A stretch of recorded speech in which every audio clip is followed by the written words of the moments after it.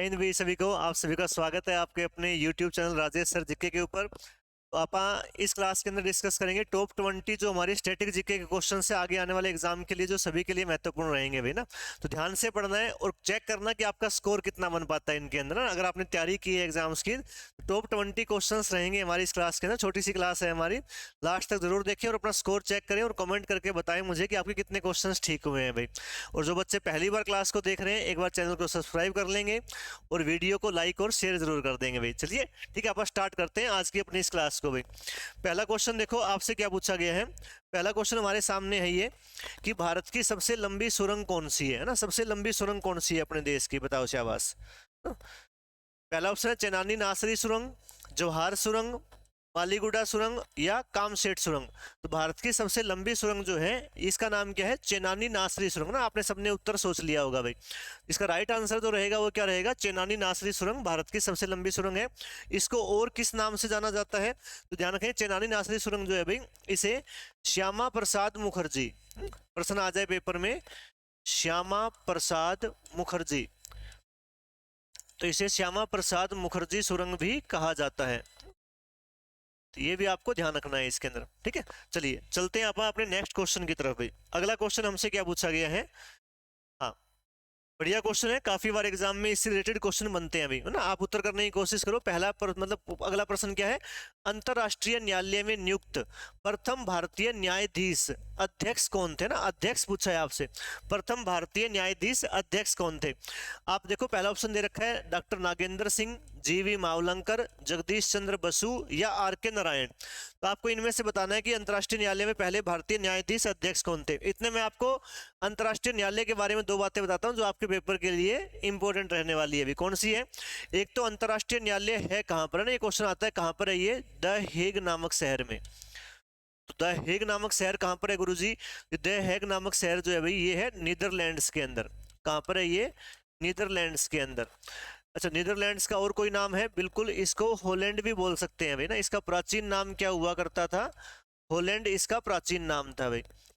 अच्छा इस अंतरराष्ट्रीय न्यायालय में गुरुजी आप ये बताओ कितने जज हो सकते हैं। तो इस अंतरराष्ट्रीय न्यायालय में बेटा अधिकतम जो है वो 15 जज होते हैं भाई, 15 जज इसके होते हैं। और इन 15 जजों में क्या होता है, एक इसका अध्यक्ष होता है ना, एक अध्यक्ष होता है। और इन जजों का जो कार्यकाल है भाई, 15 के 15 जज जो हैं इनका जो कार्यकाल होता है, ये कार्यकाल कितने वर्ष का होता है, 9 वर्ष का। तो इसमें से आप ध्यान रखोगे अंतरराष्ट्रीय न्यायालय में जज बनने वाले, अध्यक्ष बनने वाले पहले भारतीय कौन थे। तो आपका राइट आंसर क्या रहेगा इसके अंदर, नागेंद्र सिंह ना।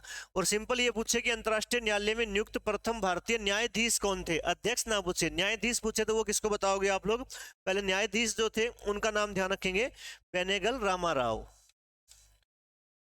बेनेगल रामाराव। ये अंतरराष्ट्रीय न्यायालय में न्यायाधीश बनने वाले पहले भारतीय थे है ना। इसका भी आपको ध्यान रखना है भाई। चलो अगले प्रश्न की ओर चलते हैं। अगला क्वेश्चन क्या पूछा है आपसे, इस थोड़ा जूम कर देते हैं भाई, ये लो भाई। अंतरराष्ट्रीय न्यायालय में, अच्छा अंतरराष्ट्रीय न्यायालय वाला हो गया, ध्यान रखना उसका द हेग में स्थित है। अगला प्रश्न देखो क्या पूछा है आपसे, भारत की संविधान सभा में राष्ट्रीय ध्वज का प्रारूप कब अपनाया गया था ना। राष्ट्रीय ध्वज का प्रारूप जो है उसको कब अपनाया गया था, 22 जुलाई 1947 को, 28 जुलाई 1947 को, 17 जुलाई 1947 को या 22 जुलाई 1948 को। इनमें से एक बताना है आपको। तो राष्ट्रीय ध्वज का जो प्रारूप है हमारा वो कब अपनाया गया था, ये अपनाया गया था 22 जुलाई 1947 को, 22 जुलाई 1947। ध्यान रखना है आपको, आजादी से थोड़े समय पहले है ना, थोड़े समय पहले हमने इसका लगभग 20 दिन पहले हमने राष्ट्रीय ध्वज का प्रारूप अपनाया था भाई, 20-22 दिन पहले। अब राष्ट्रीय ध्वज के बारे में देखो क्या क्या प्रश्न आपके पेपर में पूछे जा सकते हैं। राष्ट्रीय ध्वज की अगर आप बात करें, राष्ट्रीय ध्वज का जो है ये डिजाइन किसने तैयार किया था। अब सारे प्रश्न आप इसे एक के अंदर ही समझ लो। राष्ट्रीय ध्वज का डिजाइन किसने तैयार किया था, ये तैयार किया था एक व्यक्ति थे, पिंगली वेंकैया। क्या नाम ध्यान रखोगे, पिंगली वेंकैया। पिंगली वेंकैया द्वारा इसका डिजाइन तैयार किया गया। ठीक बात है गुरुजी। अच्छा तिरंगा झंडा जो है इसकी लंबाई और इसकी चौड़ाई का अनुपात कितना होता है, तो लंबाई और चौड़ाई का अनुपात कितना बताओगे इसका, 3:2 बताओगे। अच्छा गुरुजी तिरंगा झंडा पहली बार कहाँ और कब फहराया गया था। तिरंगा झंडा जो पहली बार फहराया गया था ये जर्मनी का एक शहर है, जर्मनी के अंदर एक शहर है जिसका नाम है स्टुटगार्ड। इस स्टुटगार्ड नामक शहर में 1907 के अंदर ये पहली बार तिरंगा झंडा फहराया गया था। अच्छा, किसने फहराया था गुरुजी?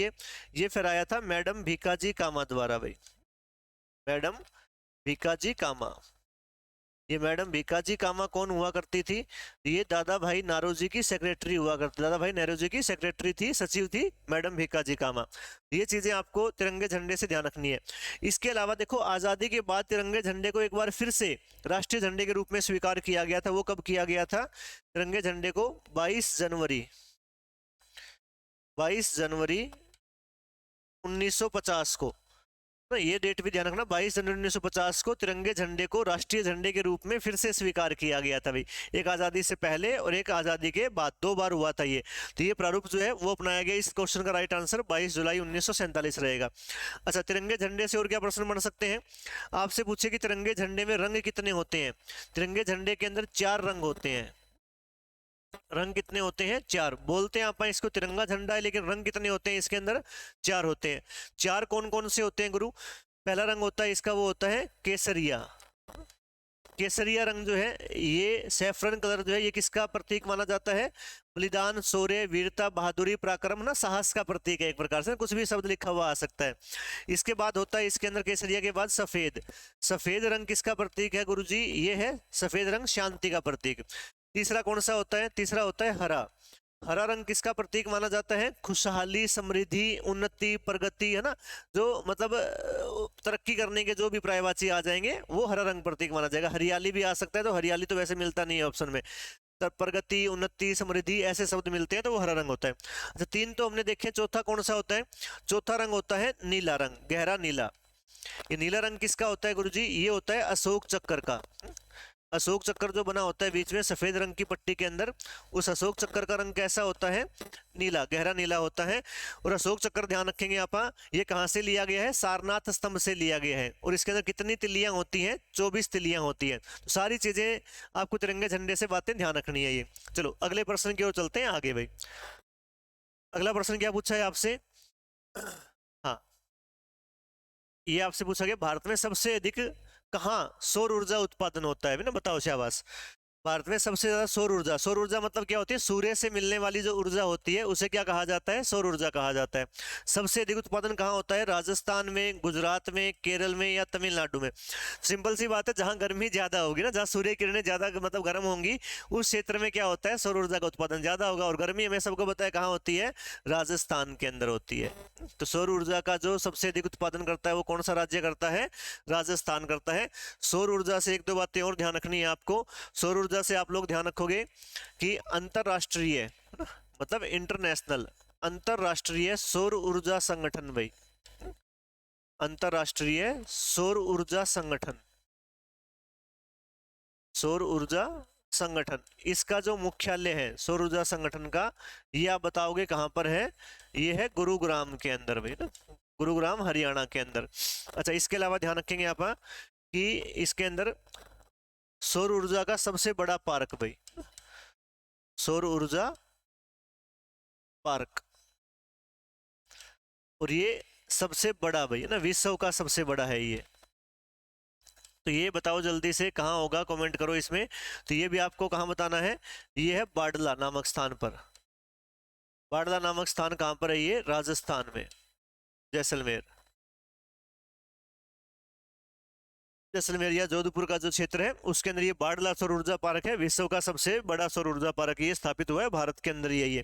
तो ये चीजें आपको सौर ऊर्जा से ध्यान रखनी है इसके अंदर में। चलो, सौर ऊर्जा का सबसे अधिक उत्पादन भी कौन सा देश करता है? भारत ही करता है। आगे चलो इसके अंदर, आगे देखो, भारत में डाक व्यवस्था शुरू करने वाला ब्रिटिश गवर्नर जनरल कौन था ना? डाक व्यवस्था किसके समय शुरू हुई थी? डाक व्यवस्था की शुरुआत होती है 1854 के अंदर, 1854 के अंदर। इस समय भारत का गवर्नर जनरल कौन था? ये आपसे पूछा जा रहा है भाई। लॉर्ड डलहौजी था, लॉर्ड क्रिप्स था, लॉर्ड कर्जन था या लॉर्ड माउंटबेटन था? तो ये 1854 में कौन था? लॉर्ड डलहौजी हमारा गवर्नर जनरल था। इसके शासनकाल में डाक प्रणाली शुरू हुई थी। डलहौजी के समय एक बात और ध्यान रखेंगे आप, इससे कुछ समय पहले 1853 के अंदर भाई, 1853 के अंदर डलहौजी के समय ध्यान रखेंगे आप, भारत के अंदर जो है वो रेल चली थी भाई ना, रेल चली भाई, रेल चली किसके समय चली? डलहौजी के समय चली। कब चली थी ये? 16 अप्रैल के दिन, 16 अप्रैल 16 अप्रैल 1853 को रेल की शुरुआत या रेलवे की शुरुआत भी डलहौजी के शासनकाल में हुई थी। कहाँ से हुई थी ये? 2 स्टेशन ध्यान रखेंगे, मुंबई से ठाणे के बीच में, मुंबई से ठाणे, महाराष्ट्र में है ये। मुंबई से ठाणे कितनी दूरी पर चली थी ये? 34 किलोमीटर की दूरी पर ये रेल चली, ध्यान रखेंगे यहाँ पर भाई। इसके बाद क्रिप्स प्रस्ताव है ना, क्रिप्स प्रस्ताव कब आया था ये? 1942 के अंदर आया था भाई। लॉर्ड कर्जन ने क्या किया था? लॉर्ड कर्जन ने 1905 में बंगाल के 2 टुकड़े कर दिए, जिसको आप क्या बोलते हैं? बंगाल विभाजन। तो प्रश्न आए बंगाल विभाजन किसने किया था? तो लॉर्ड कर्जन द्वारा किया गया था 1905 में। या आ जाए भारत में फूट डालो और राज करो की नीति किसने लागू की थी? तो लॉर्ड कर्जन ने लागू की थी। लॉर्ड माउंटबेटन की रिपोर्ट के हिसाब से क्या हुआ था? भारत का जो है स्वतंत्रता अधिनियम तैयार किया गया था। भारत की आजादी के समय भारत का गवर्नर जनरल कौन था? ये माउंटबेटन ही था भाई ना, वायसराय था उस समय ये। बाद में स्वतंत्र भारत का पहला गवर्नर जनरल कौन बना था? स्वतंत्र भारत का पहला गवर्नर जनरल भी माउंटबेटन ही बना था ये ना। तो माउंटबेटन भी काफी इंपॉर्टेंट है, ध्यान रखना इसका। भारत का अंतिम वायसराय पूछे तो माउंटबेटन ही बताएंगे, और भारत का स्वतंत्र भारत का पहला गवर्नर जनरल पूछ ले तो भी आप क्या बताओगे? माउंटबेटन ही बताओगे। ये जरूरी है माउंटबेटन। चलो अगले प्रश्न की ओर चलते हैं। अगला प्रश्न क्या पूछा आपसे? अगला है कौन सी नदी है ना, कौन सी नदी दक्षिण भारत की गंगा कहलाती है? दक्षिण भारत की गंगा कौन सी बताओ चाहो ना। ये क्वेश्चन तो बहुत बार करवा रखा है आपको क्लास के अंदर भी, वैसे भी। दक्षिण भारत की गंगा कौन सी है? कावेरी, तुंगभद्रा, गोदावरी या कृष्णा। 2 नदियां कंफ्यूज करेंगी पेपर में, 2 कंफ्यूज करेंगी, एक गोदावरी और एक कावेरी, क्योंकि दोनों को ही गंगा कहा जाता है। क्या है फर्क? देखो जो ये कावेरी है भाई, इस कावेरी को तो क्या कहा जाता है? इसको कहा जाता है दक्षिण भारत की गंगा। ध्यान से समझना अभी, दक्षिण भारत की गंगा कौन सी कहलाती है? कावेरी। और कावेरी क्या है? दक्षिण भारत की एकमात्र ऐसी नदी है जो पूरे वर्ष बहती है भाई, ये ना, पूरे वर्ष बहती है। और पूरे वर्ष बहती है इसीलिए इसको क्या बोल देते हैं? दक्षिण भारत की गंगा बोल देते हैं। गंगा उत्तर भारत में पूरे साल बहती है और ये दक्षिण भारत में पूरे साल बहती है। इसके अलावा दक्षिण भारत की और कोई नदी नहीं है जो पूरे साल बहती हो भाई। अच्छा, इसके अलावा एक है गोदावरी। गोदावरी को क्या कहा जाता है? गोदावरी को दक्षिण गंगा कहा जाता है, दक्षिण भारत की नहीं, दक्षिण गंगा। तो मेरे भाइयों ये ध्यान रखना है आपको कि दक्षिण गंगा पूछ ले, भारत की नहीं, दक्षिण गंगा किसको बोलते हैं? तो गोदावरी। और दक्षिण भारत की गंगा किसको बोलते हैं? तो कावेरी को बताएंगे। इसके अलावा गोदावरी और किस नाम से प्रसिद्ध है? गोदावरी को वृद्ध गंगा भी कहा जाता है भाई, है ना, वृद्ध गंगा या बूढ़ी गंगा के नाम से भी जानते हैं। और गोदावरी जो है ये ध्यान रखेंगे आप, ये दक्षिण भारत की सबसे लंबी नदी है भाई। भारत की तो दूसरी लंबी है ये, भारत की सेकंड और दक्षिण भारत की सबसे लंबी नदी, दक्षिण भारत की सबसे लंबी। तो लंबाई इसकी ज्यादा इसीलिए क्या बोल देते हैं? इसको दक्षिण गंगा के नाम से जानते हैं, ध्यान रखेंगे आप, ठीक है। और भारत की राष्ट्रीय नदी पूछे तो कौन सी बताओगे? गंगा। और भारत की सबसे लंबी नदी कौन सी है? गंगा। गंगा को बांग्लादेश में क्या कहा जाता है? पद्मा कहा जाता है। तो ये चीजें भी आपको पता होनी चाहिए भाई। चलो अगले प्रश्न की ओर चलते हैं। अगला क्या पूछा है देखो आपसे, अगला क्वेश्चन आपसे पूछा गया है, हाँ, कि भारत का बोस्टन किसे कहा जाता है ना, भारत का बोस्टन किसे कहा जाता है? अहमदाबाद को, वडोदरा को, मुंबई को या सूरत को? भारत का बोस्टन कौन सा शहर कहलाता है ये आपको बताना है भाई। अहमदाबाद, वडोदरा, मुंबई, सूरत। तो आपका राइट आंसर क्या रहेगा? अहमदाबाद। सूती कपड़ों का उत्पादन मतलब ज्यादा होता है, इस वजह से क्या होता है? कपास वगैरह, तो इसलिए इसको भारत का बोस्टन बोल देते हैं। इसके अलावा इसे क्या कहा जाता है? अहमदाबाद को इसे भारत का मैनचेस्टर भी कहा जाता है भाई, भारत का मैनचेस्टर। पूछे किसको बोलते हैं? अहमदाबाद को बोलते हैं। मुंबई को क्या कहा जाता है? मुंबई को कहा जाता है 7 टापुओं का शहर, 7 टापुओं का शहर भाई। ये किसको बताओगे? मुंबई को, है ना। इसके अलावा भारत की आर्थिक राजधानी, भारत की आर्थिक राजधानी, ये भी किसे कहा जाता है? मुंबई को कहा जाता है भाई। अच्छा, 7 पहाड़ियों का शहर पूछ ले, 7 टापुओं का तो हो जाएगा मुंबई, 7 पहाड़ियों का पूछे तो किसे बताओगे? रोम, इटली की राजधानी रोम, 7 पहाड़ियों का शहर बताना है आपको। इसके अलावा मुंबई को भारत का प्रवेश द्वार भी कहा जाता है ना, भारत का प्रवेश द्वार मुंबई, फिल्म सिटी मुंबई, माया नगरी मुंबई, सपनों का शहर मुंबई, है ना, ये सारे मुंबई के नाम है, ये ध्यान रखने हैं अच्छे से अपने को ना, मुंबई इंपॉर्टेंट है आपके लिए। इसके अलावा सूरत दे रखा है चौथा, सूरत को क्या कहा जाता है? सूरत को हीरो की नगरी भी ना, डायमंड सिटी। सूरत जो है ये हीरो की नगरी कहलाता है और ये गुजरात के अंदर है। सूरत जो है ये ताप्ती नदी के किनारे बसा हुआ शहर है, ये भी आप ध्यान रखेंगे भाई, ठीक है। तो ये क्वेश्चन आपको अच्छे से ध्यान रख लेने हैं इसके अंदर। चलो अगले प्रश्न की ओर चलते हैं। अगला पूछा आपसे, भारत की पहली आयरन, आयरन मतलब लोहा, स्टील कंपनी कहाँ स्थित है? पहला जो स्टील का कारखाना है वो कहाँ स्थापित हुआ था? इस पहले स्टील कारखाने का नाम क्या था? इसका नाम था टाटा, टाटा लोहो एवं इस्पात संयंत्र। बताओ शाबाश ऑप्शन देख के, टाटा लोहो एवं इस्पात, इस्पात किसको बोलते हैं? स्टील को ही इस्पात बोलते हैं भाई। टाटा लोहो एवं इस्पात संयंत्र जो है भाई ये कहाँ स्थित है? पहली फैक्ट्री थी, कब स्थापना हुई थी इसकी? इसकी स्थापना हुई 1907 में। जबकि इसमें उत्पादन कब शुरू हुआ था, मतलब स्टील बनना कब शुरू हुआ?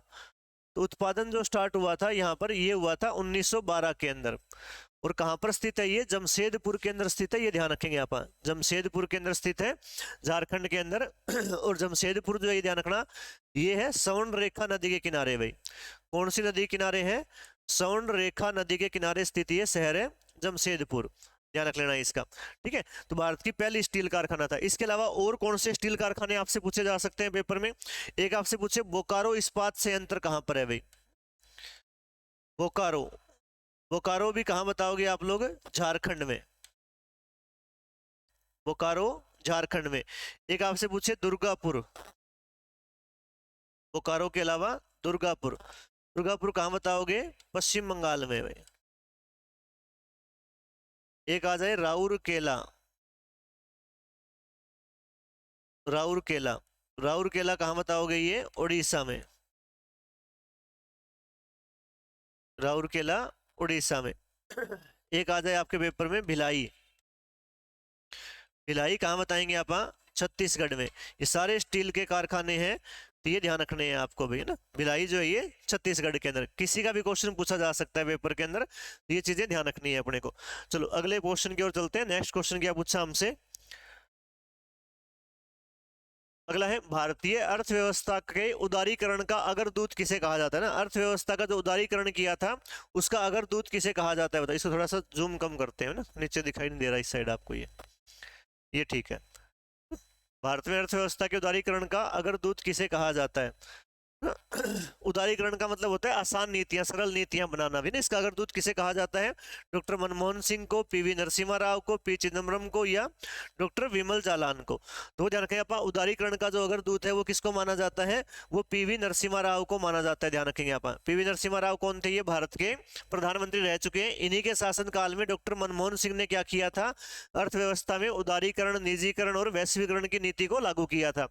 पीवी नरसिम्हा राव कब से कब तक रहे थे? ये 1991 से लेकर 1996 तक भारत के प्रधानमंत्री थे। इन्हीं के समय डॉक्टर मनमोहन सिंह क्या थे?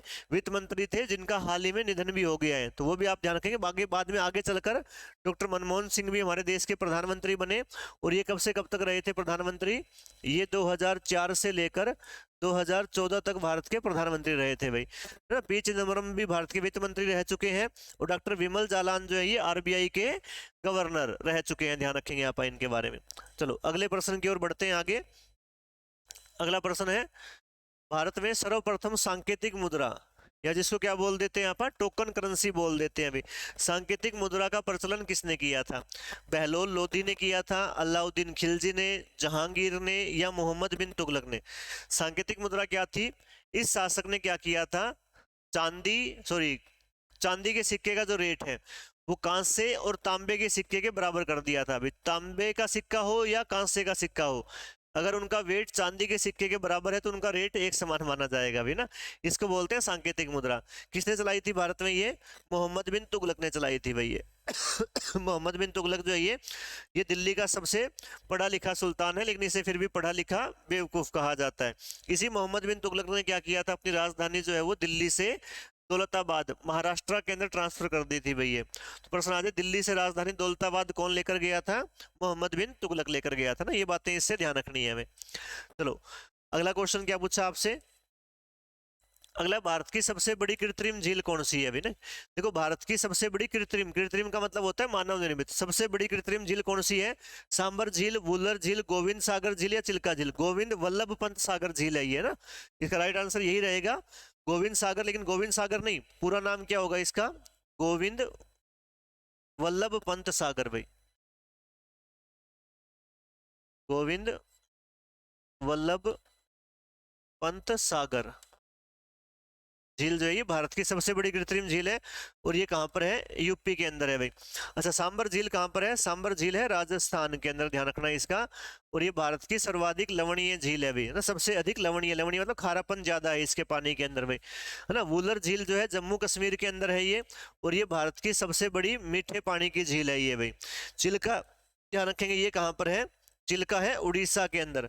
और उड़ीसा में आप ध्यान रखेंगे ये भारत की सबसे बड़ी झील है, और इसका पानी खारा है, तो खारे पानी की सबसे बड़ी झील हो जाती है चिल्का झील भाई। चलो अगले क्वेश्चन की ओर बढ़ते हैं आगे।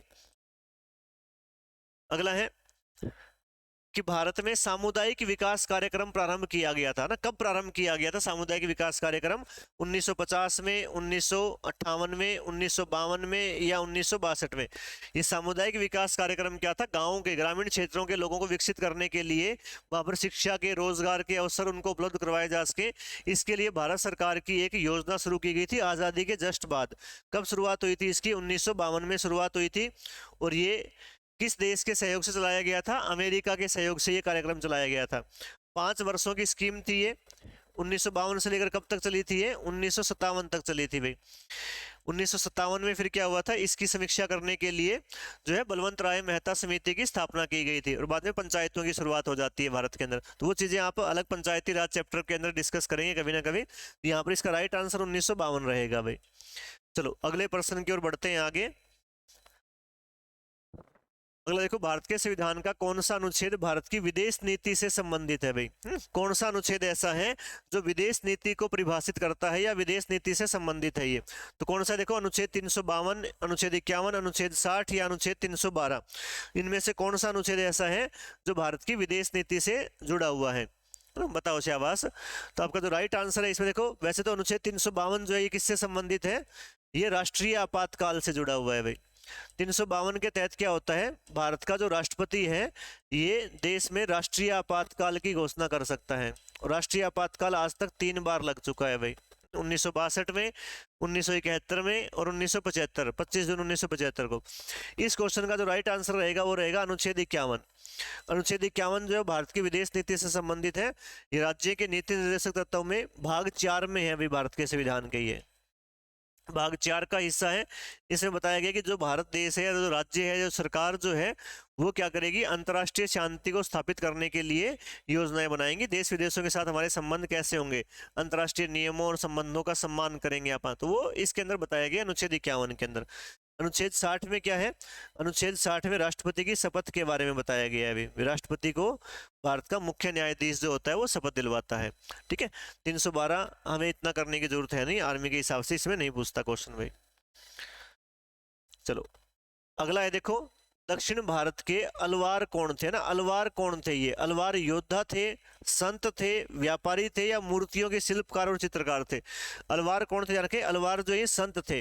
2 तरह के संत थे, एक अलवार बोलते हैं एक को, और एक को बोलते हैं नयनार। अलवार और दूसरा है नयनार। जो अलवार है भाई, ये अलवार क्या करते थे? ये भगवान विष्णु की पूजा किया करते थे भाई, ये विष्णु के पुजारी थे। और जो नयनार है भाई, नयन किसके फेमस है? भगवान शिव के। तीसरी आंख बोलते हैं, खुल जाती है तो तांडव हो जाता है भाई ना। तो नयनार किसकी पूजा करते थे? भगवान शिव की पूजा करते थे। इन्हीं संतों ने मिलकर, अलवार और नयनार संतों ने मिलकर ही क्या किया था? दक्षिण भारत में भक्ति आंदोलन की शुरुआत की थी। तो ये चीजें हमें पता होनी चाहिए पेपर के हिसाब से। चलो अगले प्रश्न की ओर आगे बढ़ते हैं। अगला प्रश्न क्या पूछा आपसे कि निम्नलिखित में से किस देश के साथ भारत की सबसे लंबी सीमा ना सबसे लंबी सीमा लगती है, इनमें से किस देश के साथ लंबी सीमा लगती है, चीन, नेपाल, बांग्लादेश या पाकिस्तान। तो बांग्लादेश के साथ सबसे लंबी सीमा लगती है हमारी, अफगानिस्तान के साथ सबसे छोटी सीमा लगती है। 7 देशों के साथ टोटल सीमा लगती है हमारी बचपन में बीए, बांग्लादेश, चीन, पाकिस्तान, नेपाल, म्यांमार, भूटान और अफगानिस्तान। ठीक है, इनका ध्यान रखना है अभी हमें, ये प्रश्न आप काफी बार कर चुके हैं। अगला है कि इंदिरा गांधी नहर किस नदी के संगम से निकाली गई है। इंदिरा गांधी नहर से ध्यान रखें, एक तो भारत की सबसे लंबी सिंचाई नहर है इंदिरा गांधी नहर। कहां से निकाली गई, एक दिन मैंने बताया था आपको, एक सतलुज नदी बहती है इस तरह से, सतलुज नदी के अंदर आकर एक दूसरी नदी मिल जाती है इस साइड से, इस नदी का नाम है ब्यास नदी भाई। सतलुज और ब्यास जहां आपस में मिलती है वहीं से ये नहर निकाली गई है, इंदिरा गांधी नहर, यहाँ से भाई इस तरह से। तो आपका राइट आंसर क्या है, सतलुज और ब्यास। कहां दे रखा है आपको, सतलुज और व्यास, ये रहा सतलुज और व्यास, डी ऑप्शन में है। तो यहाँ से इंदिरा गांधी नहर को निकाला गया है, ध्यान रख लेंगे ये। ठीक है, ये आसान सा ही क्वेश्चन है हमारे लिए, भारत की सबसे लंबी नहर है, ये बात ध्यान रखेंगे आप बस इसमें। अगला प्रश्न देखो, भारतीय मरुस्थल की एक महत्वपूर्ण नदी कौन सी, ना मरुस्थल में बहने वाली महत्वपूर्ण नदी बतानी है भैया आपको, ना मरुस्थल में कौन सी एक महत्वपूर्ण नदी बहती है। पहला है लूनी नदी, व्यास नदी, कृष्णा नदी, नर्मदा नदी। नर्मदा तो कहाँ बहती है, अपने दक्षिण भारत उत्तर भारत के बीच में बहती है। कृष्णा साउथ इंडिया में, साउथ इंडिया में कोई मरुस्थल है ही नहीं। व्यास अपने यहाँ ऊपर हिमाचल प्रदेश के अंदर बहती है, तो वहाँ कोई मरुस्थल नहीं। बची कौन सी, लूनी। लूनी नदी जो है मरुस्थल के अंदर बहती है, और लूनी की खास बात क्या है कि इसका पानी खारा हो जाता है ना। लूनी नदी जो है राजस्थान के मतलब अजमेर के नजदीक से निकलती है, गुजरात जाती है। गुजरात में जब ये कच्छ वाले क्षेत्र में बहती है तो इसके पानी में नमक घुल जाता है, तो पानी खारा हो जाता है इसका भाई। तो मरुस्थल के अंदर बहने वाली नदी है लूनी नदी। इसके अलावा खारे पानी वाली नदी कौन सी है, लूनी नदी हमारी। और ये समुद्र की तरफ जा तो रही है गुजरात में, लेकिन समुद्र तक पहुंच नहीं पाती, बीच रास्ते में इसका पानी सूख जाता है भाई। प्रश्न आ जाए कौन सी नदी समुद्र तक नहीं पहुंच पाती, लूनी। अंतस्थलीय नदी इसको बोलते हैं। अंतस्थलीय का मतलब होता है स्थल से ही शुरू होती है, स्थल के ऊपर ही समाप्त हो जाती है, सागर में जाकर नहीं मिल पाती भैया। चलो अगला क्वेश्चन देखो, नेक्स्ट आपसे पूछा है कि निम्नलिखित में से अरब सागर की रानी किसे कहा जाता है ना। अरब सागर की रानी कौन है, पहला लक्षद्वीप, वेनिस, कोचीन या सूरत को। अरब सागर के अंदर कौन सा शहर, मतलब कौन सा स्थान स्थित है इसमें से, अरब सागर के नजदीक तो है कोचीन। वैसे लक्षद्वीप भी अरब सागर के अंदर ही है, भारत का सबसे छोटा केंद्र शासित प्रदेश है लक्षद्वीप, अरब सागर में स्थित है। लेकिन अरब सागर की रानी किसको बोलते हैं, कोचीन को। और कोचीन कहाँ पर है, केरल के अंदर है ना। कोचीन जो है ये केरल के अंदर होगा, ध्यान रखना है इसका। चलो इसके बाद नेक्स्ट क्वेश्चन क्या पूछा आपसे, अगला है भारत में किस राज्य में सर्दी के मौसम में वर्षा होती है। सर्दियों में वर्षा कौन से राज्य में होती है, जो ऑप्शन दे रखे। सर्दियों में जो वर्षा होती है हमारे भारत में, वो किस वजह से होती है, जो इस समय वर्षा हुई है भाई वो किस वजह से होती है, वो होती है पश्चिमी विक्षोभ के कारण भाई। ये एक चक्रवात है जिसका नाम है पश्चिमी विक्षोभ, वेस्टर्न डिस्टर्बेंस। और इस पश्चिमी विक्षोभ के कारण 2 जगहों पर वर्षा होती है भारत में भाई। एक तो अपना जो नॉर्थ इंडिया है, उत्तर भारत जो है, यहाँ वर्षा होती है, राजस्थान, हरियाणा, पंजाब, उत्तर प्रदेश, बिहार, इन राज्यों में वर्षा होती है। और दूसरा दक्षिण भारत का केवल एक ही राज्य है जिसका नाम है तमिलनाडु। तमिलनाडु में इससे वर्षा होती है भाई, तो ये आप ध्यान रख लेंगे इसके अंदर। तो तमिलनाडु आपको कहां दे रखा है, बी ऑप्शन आपका तमिलनाडु है भी। तो आपका राइट आंसर क्या रहेगा, बी, तमिलनाडु में केवल वर्षा होती है सर्दियों में। अच्छा ये प्रश्न ऐसे पूछ ले कि कौन से राज्य में गर्मियों में वर्षा नहीं होती है, तो तमिलनाडु में गर्मियों में वर्षा नहीं होती है, सर्दियों में वर्षा होती है, यहाँ पर ध्यान रखना। चलो अगले प्रश्न की ओर आगे बढ़ते हैं। और जो बच्चे भाई, जो भी बच्चे पहली बार क्लास को देख रहे हैं, अगर क्लास उनको सही लग रही है, समझ में आ रहा है, क्वेश्चन आपको काम के लग रहे हैं, अगर आपका मन करे तो क्लास को एक बार शेयर जरूर कर देना भाई ना, शेयर जरूर करनी है क्लास को। चलो अगला प्रश्न क्या पूछा है आपसे कि भारत का सबसे ऊंचा जलप्रपात कौन सा है ना। भारत का सबसे ऊंचा जलप्रपात कौन सा है, शिमला है, जोग जलप्रपात, कार्टालम जलप्रपात या होगेलन जलप्रपात भाई। तो इसका राइट आंसर क्या रहेगा आपका, जोग जलप्रपात जो है ये ऑप्शन के हिसाब से भारत का सबसे ऊंचा जलप्रपात है। कौन सी नदी के ऊपर है ये है शरावती नदी के ऊपर। कौन से राज्य में है, तो कहोगे सर ये है कर्नाटक के अंदर। अच्छा इसके अलावा अगर एक ऑप्शन और मिल जाए आपको जिसका नाम है कुंचिकल, जोग की जगह अगर कुंचिकल दे रखा है आपको, तो आप कुंचिकल को भारत का सबसे ऊंचा जलप्रपात बताओगे। कुंचिकल भी कहां पर है, ये कर्नाटक के अंदर है ना। जोग का दूसरा नाम क्या है, जोग को गौर सेपा के नाम से भी जाना जाता है ना, गौर सेपा बोल देते हैं इसको, या प्यारे बच्चों इसको महात्मा गांधी जलप्रपात भी कहा जाता है, महात्मा गांधी जलप्रपात भी इसको बोल देते हैं। तो ये एक ही बात होगी, ध्यान रखना। ठीक है, चलो नेक्स्ट क्वेश्चन देखो। अगला है कि भारतीय भूमि से छोड़ा जाने वाला पहला उपग्रह कौन सा था। वैसे भारत का पहला उपग्रह कौन सा था? भारत का पहला उपग्रह था आर्यभट्ट। भारत का पहला उपग्रह किसे बताओगे? आर्यभट्ट को बताओगे। ये 1975 के अंदर छोड़ा गया था। किस देश के सहयोग से छोड़ा गया था? ये छोड़ा गया था रूस, या जिसको उस समय सोवियत संघ बोलते थे, सोवियत संघ या रूस के सहयोग से इसको छोड़ा गया था। लेकिन ये वहीं से छोड़ा गया था, रूस से। भारत की धरती से पहला कौन सा छोड़ा हमने? रोहिणी फर्स्ट ना, ये ध्यान रखना। भारत की धरती से पूछा है आपसे, भारतीय भूमि से छोड़ा जाने वाला पहला जो उपग्रह वो कौन सा बताओगे? वो बताओगे आप रोहिणी फर्स्ट भाई। चलो अगला देखो, इसके अंदर ये है कि 1950 की भारत की पहली गणतंत्र दिवस की परेड में मुख्य अतिथि कौन थे? पहली जो परेड हुई थी 1950 में हुई थी गणतंत्र दिवस की। हर साल गणतंत्र दिवस के ऊपर क्या होता है? परेड होती है भी भारत के अंदर। तो ये ध्यान रखेंगे आप, जो पहली जो परेड हुई थी भाई वो किसके समय हुई थी? मतलब किसके समय, क्या सॉरी, वो पहली जो परेड हमारी बुलाई गई थी उसमें 1950 में जो हुई थी वो, उसमें मुख्य अतिथि कौन थे? तो उसका आपका देखो, राष्ट्रपति सुकर्णो, राजा नोरोडोम सिहानोको, किंग जिम्मे दोराजी वांगचुंग, राजा त्रिभुवन वीर विक्रम शाह। इनमें से जो चीफ गेस्ट थे हमारे वो कौन थे? राष्ट्रपति सुकर्णो, इंडोनेशिया के राष्ट्रपति हुआ करते थे ये।